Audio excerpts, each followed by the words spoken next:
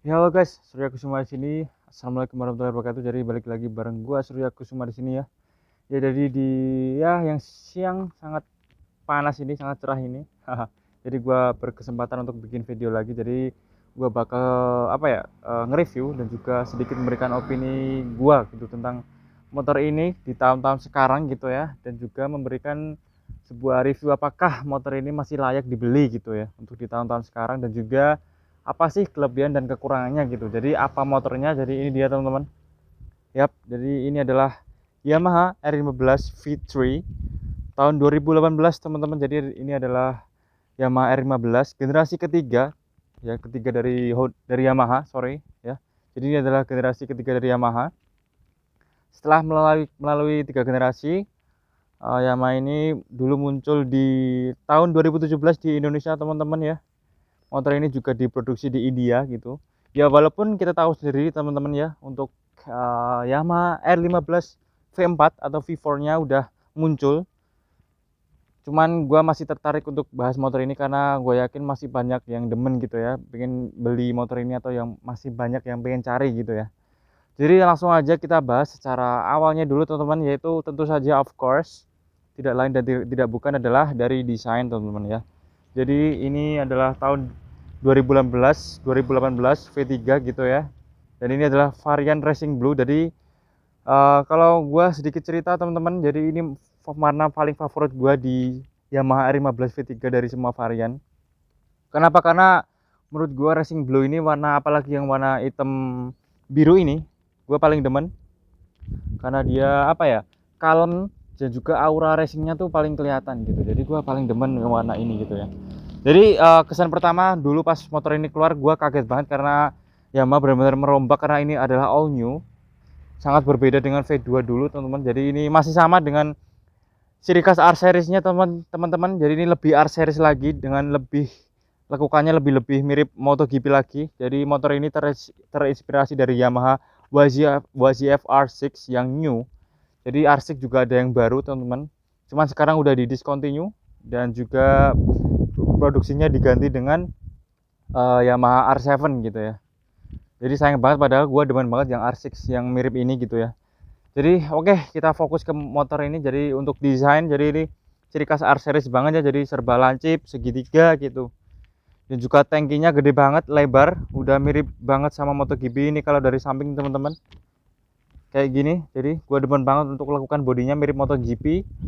Terus untuk strippingnya Racing Blue cukup oke ya. Nah itu dari USD-nya kelihatan emas, jadi cakep banget. Dan juga untuk build quality-nya teman-teman, ini gua kira tipis, ternyata lumayan bagus sih ini untuk quality Yamaha produksinya gitu.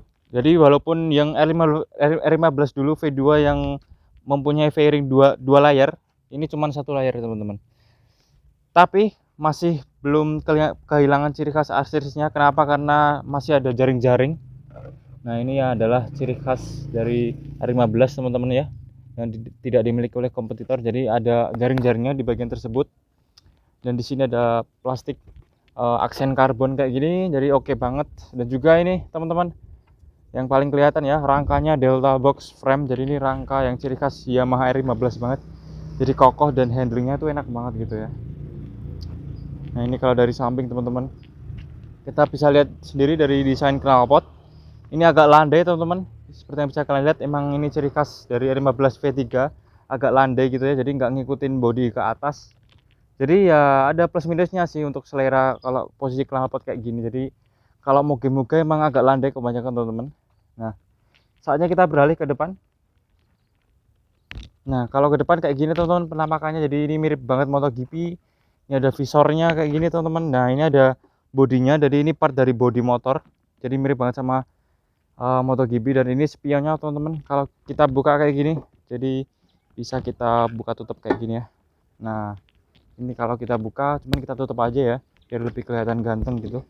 Nah untuk headlampnya sendiri, dia dual eyes, tapi sebenarnya dia mempunyai 4 lampu teman-teman. Jadi ada lampu dekat, lampu jauh, dan dia udah LED. Tapi dia sayangnya belum LED ya teman-teman. Yang belum LED adalah di bagian lampu senya. Tuh lampu senya itu masih halogen biasa Yamaha dari dulu. Cuman untuk lampu stop lampnya belakang udah LED juga. Dan ini adalah ada air duct. Nah, ini mirip banget sama R series sama MotoGP-nya Yamaha, teman-teman ya. Cuman sayangnya di R15 ini dia hanya gimmick semata. Jadi nggak benar-benar bolong, ini masih ada ketutupan gitu. Jadi sayang banget ya. Sayang banget kenapa nggak dibikin bolong sekalian gitu. Padahal oke banget lah. Jadi lumayan kalau beneran bolong gitu ya. Nah, ini kalau di bagian samping kayak gini penampakannya teman-teman, jadi bodinya tuh kelihatan bongsor. Kelihatan banget series Aura Sportnya gitu ya, ciri khas Yamaha banget gitu, jadi gede gitu, 155 cc gede gitu, jadi gagah banget kalau dilihat gitu ya, walaupun gagah juga tetap racing gitu ya. Oke, kita beralih ke bagian belakang, teman-teman. Nah, ini yang paling gue suka, jadi dia mirip banget sama R1, lampunya lancip gini, satu garis gini, jadi ini udah LED, gue demen banget. Untuk spakbornya ini ya masih panjang ya, jadi masih standar, jadi masih kelihatan ganggu banget kalau dicopot sih, itu keren sih. Nah, di sini juga teman-teman, nah ini mirip banget sama R1, jadi idenya bolong, jadi wah ini kacau sih Yamaha, good job Yamaha. Jadi ini bikin kesan lebih sporty lagi tuh, bolong, jadi gila, sini keren banget sih. Ini adalah bodi belakang motor paling gue suka di semua seri motor teman-teman ya, ganteng banget. Untuk tampilan dari atas teman-teman ya, ini dari dashboardnya tuh kayak gini, jadi kelihatan gede banget kayak 250 cc teman-teman, tuh bener-bener gede gitu ya. Jadi ini stangnya udah ada riok, terus ini speedometernya, terus ini tangkinya lebar banget ini teman-teman, berkapasitas 11 liter, ada aksen-aksen seperti hiu atau garis-garis gitu ya, ada logo Yamaha. Terus ini tangkinya masih kondom teman-teman, jadi bukan tangki yang dari baja gitu ya, atau tangki konvensional gitu, atau dari plat gitu, ini cuman dari plastik. Dan juga ini joknya teman-teman lumayan lebar dan empuk juga, lumayan, dengan tinggi 815 mm kayak gitu teman-teman ya. Kita beralih ke part-part motornya. Untuk part-part motornya, di remnya depan belakang sudah pakai cakram teman-teman. Nah, ini diameternya yang depan lumayan gede tuh, yang depan udah pakai 2 piston, rem cakramnya yang belakang 1 piston aja ini teman-teman ya. Dan untuk aluminiumnya teman-teman, untuk swing armnya, nah untuk swing armnya ini udah pakai aluminium banana arm, jadi ini ciri khas R series ya teman-teman ya. Jadi ini bikin handling lebih gokil jauh sih. Oke. Dan untuk penampakan monoshock belakangnya kayak gini, shocknya gitu. Dan juga yang ini teman-teman, dia sudah memakai USD, jadi ini diameternya 37 mm gitu ya, jadi gede. Pada saat 2017 dulu adalah ini motor satu-satunya yang fiturnya paling lengkap, dan juga yang pakai USD cuman R15 doang gitu ya, CBR sama JSX belum pakai gitu. Nah, ini untuk bannya, bawaannya IRC Roadwinner teman-teman, yang depan itu ukurannya lumayan gede, 100/80 dengan ring 17, dan ini diameter peleknya gede banget teman-teman, 2,5 inci gitu ya, jadi gokil. Untuk yang ban belakang ini IRC sama Roadwinner dengan ukuran yang gede banget teman-teman, seperti 250 cc, yaitu 140/70 gitu ya, dengan ring 17, dan diameter peleknya ini 2,5 inci teman-teman, jadi gede banget. Seperti 250 cc juga sama, menggunakan 2,5 inci untuk lebar peleknya. Dan ini model peleknya adalah palang 10 teman-teman, jadi menggaris kayak gini, gokil ya. Jadi untuk kita beralih ke area fitur-fitur dari atas teman-teman. Nah, ini stangnya udah ada riok teman-teman, ini ada oli rem, ada kill switch-nya, ada high beam, low beam, dan juga pasalnya di sini teman-teman ternyata ya, jadi nggak di atas ini. Gue lebih suka yang di atas kayak gini. Terus ada lampu sen, terus ada klakson. Nah, kayak gitu teman-teman. Kita lihat dari fiturnya dulu dari atas. Untuk fitur speedometer, kita lihat speedometernya high body, jadi itu ciri khas Yamaha, ada sapaannya. Nah, oke. Untuk fitur speedometernya ada ini, indikator netral, indikator oli atau mesin, ada indikator sen, terus ada indikator lampu jauh, ada gear indicator, jadi ada indikator gigi ya teman-teman. Jadi motor-motor zaman sekarang bearing kebanyakan pakai. Terus ada RPM mode, jadi ada tachometer buat RPM, dia limitnya di 11.000 RPM, jadi lumayan panjang walaupun belum sepanjang GSX ya teman-teman. Terus ada speedometer, terus indikator bensin, ada logo Yamaha, ada tombol reset, ada tombol select. Nah, untuk modenya teman-teman, kita lihat modenya.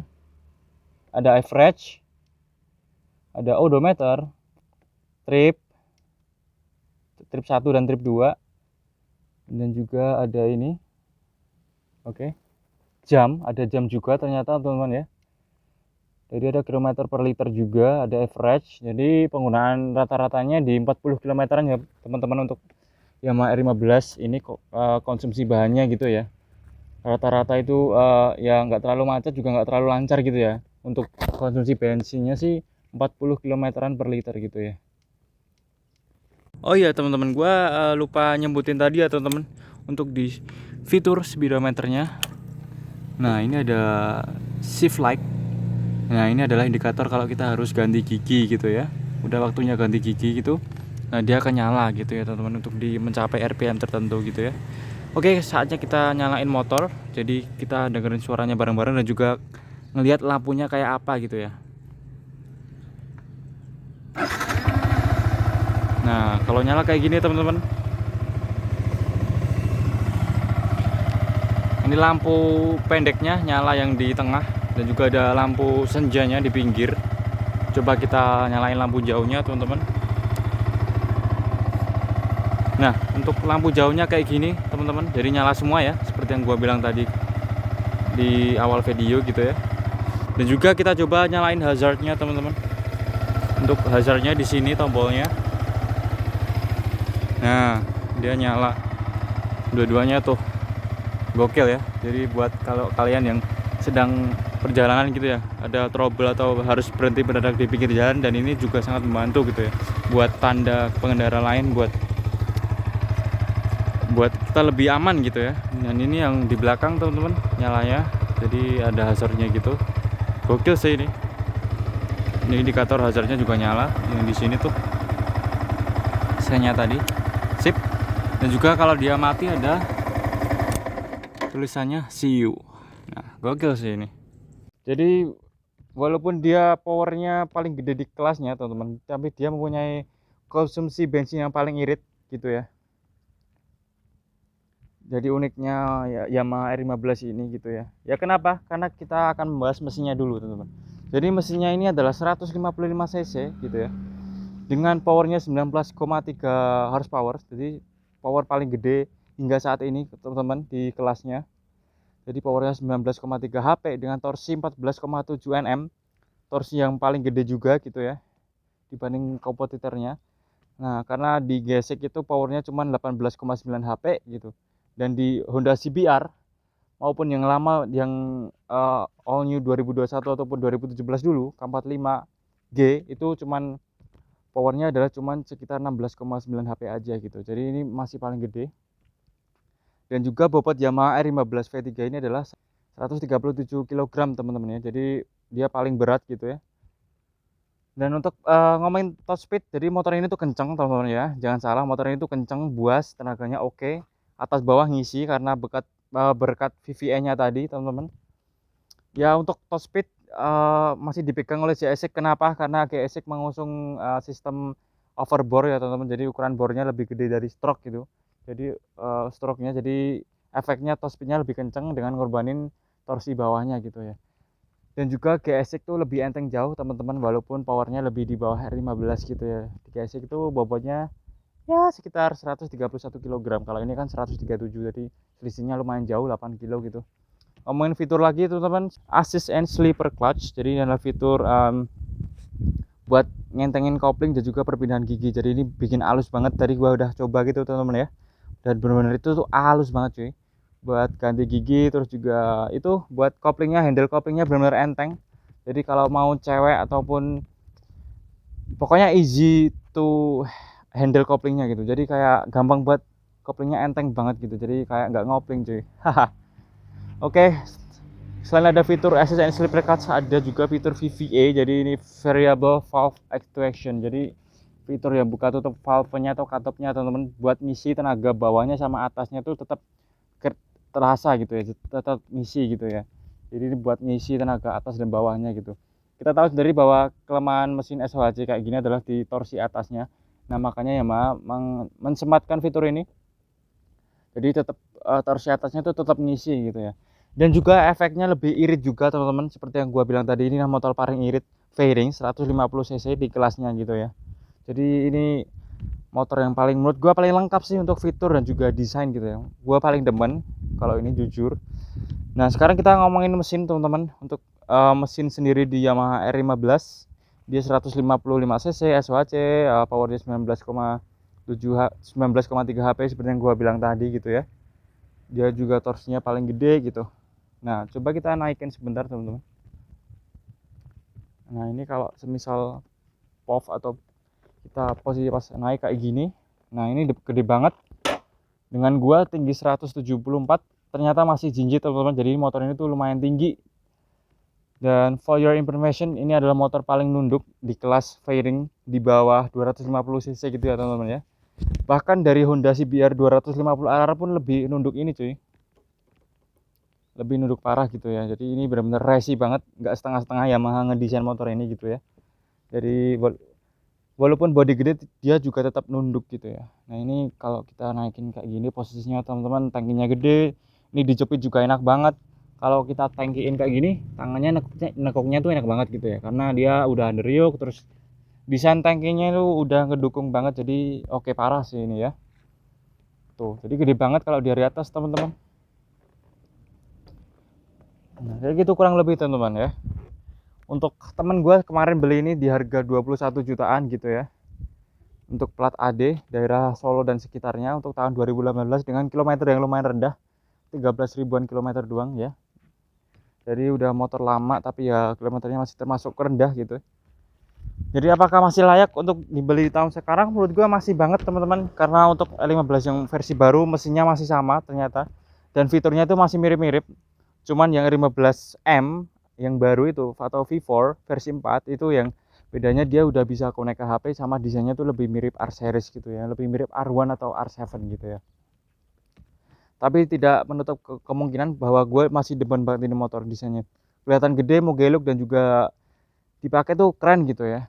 Kalau kita ngelihat gitu ya, jadi menurut gue masih layak banget dengan harga bekasnya tuh bakalan lebih murah terus gitu ya dari hari ke hari, karena udah kemunculan R15 yang baru juga, dengan kalian bisa dapetin motor kayak gini tuh dengan harga segitu tuh oke gitu ya, buat anak muda, buat harian. Untuk harian menurut gua masih oke-oke aja, asal jaraknya jangan terlalu jauh cuy, karena ini pegel banget. Asli gua bawa belum terlalu lama udah pegel banget gitu ya.